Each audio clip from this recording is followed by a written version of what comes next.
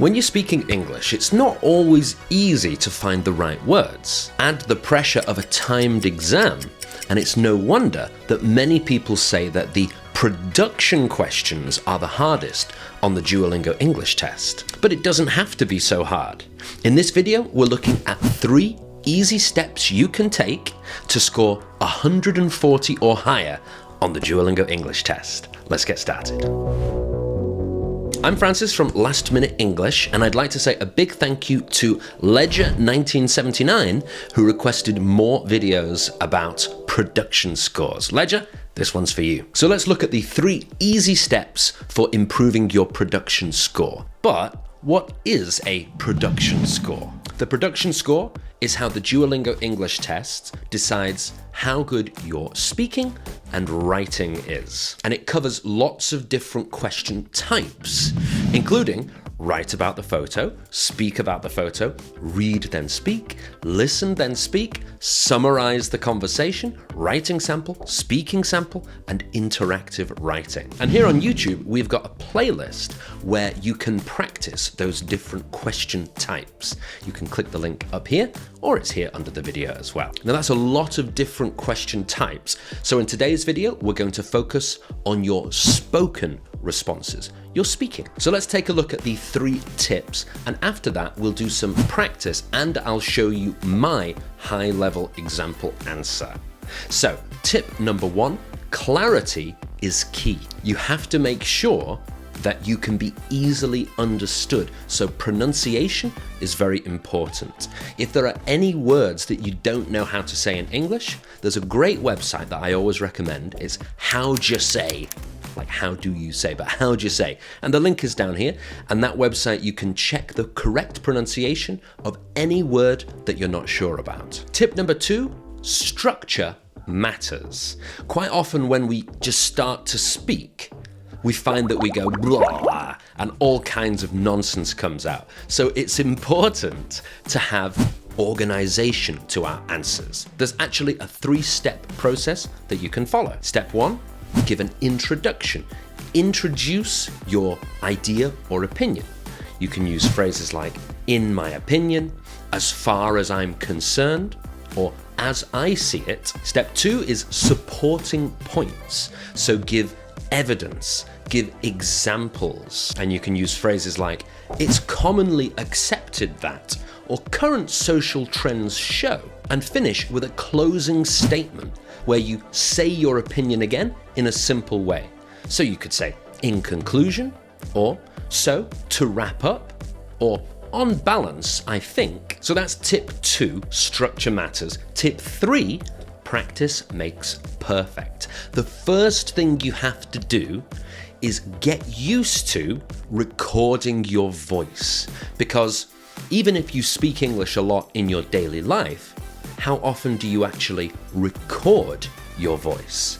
So that's something that you can easily practice, but it's really important to practice it. Take out your phone, speak into your phone like you will do in the real test. You'll be talking to a microphone, and get used to it.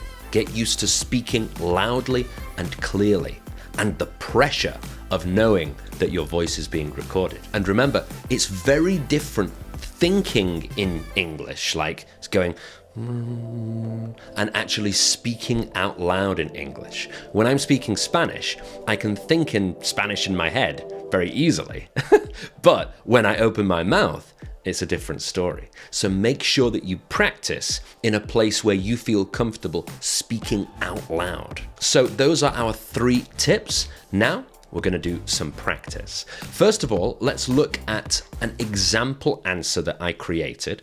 Then after that, you're going to have a try by yourself. So here is our question. Describe your ideal job. Why would you enjoy it?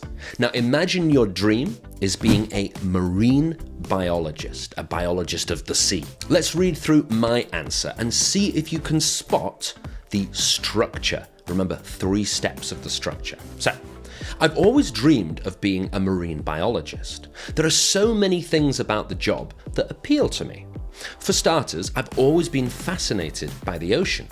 Ever since I was a child, I've loved watching documentaries about marine life and the coral reefs. It's such a mysterious world, and there's so much we still don't know.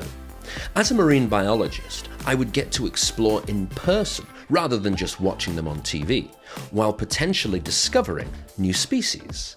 Oh, and by the way, you can find this full answer under the video as well. And let's continue. I think it would be an incredibly rewarding career. Climate change and pollution are real threats and are already impacting marine life. It would be a privilege to be involved in conservation efforts and be part of the solution. And who wouldn't want a career filled with adventure? I could spend my life traveling the world. 1 month, I'd be diving in tropical coral reefs, and the next month, chasing whales through the Arctic Sea. Being a marine biologist would be challenging, but so exciting too. And that's why it would be my ideal job. So that's my answer, and that's just one example, but you might have been able to see the structure that I had. So I started with an introduction, just a very short thing saying, I want to be a marine biologist. That's the introduction part. Then we moved to the supporting points. So I said several different reasons why it would be very interesting. And then we finished with a conclusion where I said my main idea again, I want to be a marine biologist, and said, yes, there might be some difficulties, but it would be very exciting, and that's why it would be my dream job. So now that we've looked at the tips and an example answer, it's your turn. We're going to do a practice together. So take a look at this question. It's a real sample question from the DET. Technology has transformed the workplace. Have you experienced changes? Do you think the changes are positive? Explain your reasoning. What I want you to do is to take your phone, and I'll give you a few seconds now to get your phone. All right. Hopefully you paused the video, didn't just watch me doing this. But you've got your phone and you're going to spend 90 seconds, we'll have a countdown on screen, 90 seconds answering this question and recording yourself. Then afterwards, when you've finished, listen back. Okay? This is super important to get used to recording yourself speaking into the phone. And I want you to think about those tips. Try to be very clear and make sure that you're using an introduction, some supporting points, and a conclusion. Okay, ready? Your 90 seconds starts now.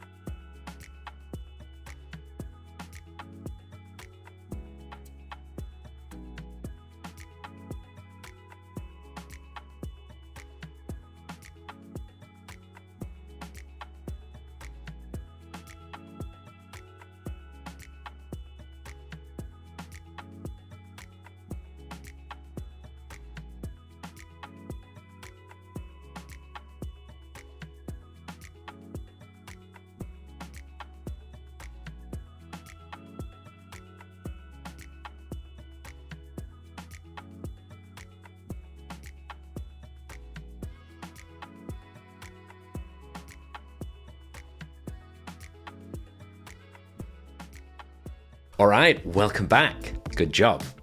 So if you want to see a sample answer, a high-level answer for that question, we've created one. It's available free on our website. The link is just down here, so make sure you check that out. And also in that link, you'll find some extra prompts, extra questions that you can practice with by yourself. So thanks again to Legend1979 for suggesting this video. I hope it was useful. And if you have an idea for a video, a problem that you have, something you want me to explain, make sure to leave your idea under here And if I can help with it, I will. Now, if you are preparing for the Duolingo English test, then we have a great resource on our website. It is our Duolingo English Test guide, and it has all of the top universities that accept the DET and the score that they ask for. So make sure you check that out under here. And now that you've got an idea about how to improve your speaking production scores, it's really important to practice the individual questions, because the worst thing you could do is take the test without knowing what type of questions can come and without practicing them, because you'll be learning on the job. That's the worst way to improve your performance.